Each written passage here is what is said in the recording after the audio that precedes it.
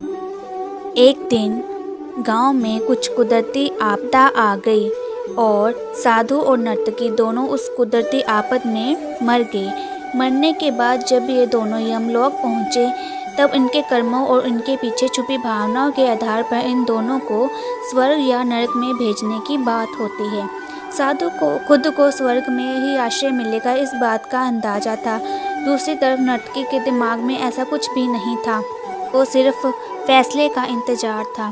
तभी घोषणा होती है कि नर्तकी को स्वर्ग दिया जाता है और साधु को नरक। इस फैसले को सुनते ही साधु यमराज पर बहुत चिल्लाते हैं और उनसे क्रोधित होकर पूछते हैं कि ये कैसा न्याय है महाराज। मैंने अपनी सारी जिंदगी लोगों को उपदेश देने में बिता दी और मेरे नसीब में नरक, जबकि ये नर्तकी जीवन भर लोगों को रिझाने के लिए नाचती रही और इसे स्वर्ग दिया जा रहा है।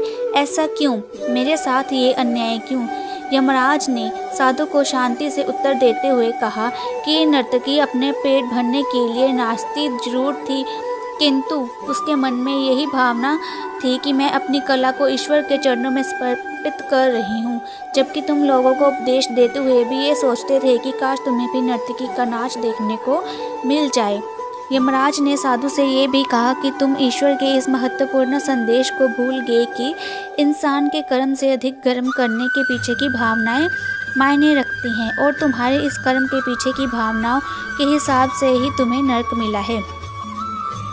इस कहानी से हमें ये सीख मिलती है कि हम चाहे कोई भी काम करें पर हमारी उस काम को करने के पीछे की नीयत साफ़ होनी चाहिए। अगर हमारी नीयत साफ़ नहीं होती है तो हम दिखने में भले लगने वाले काम भी पुण्य की जगह पर पाप का ही भागी बना देते हैं।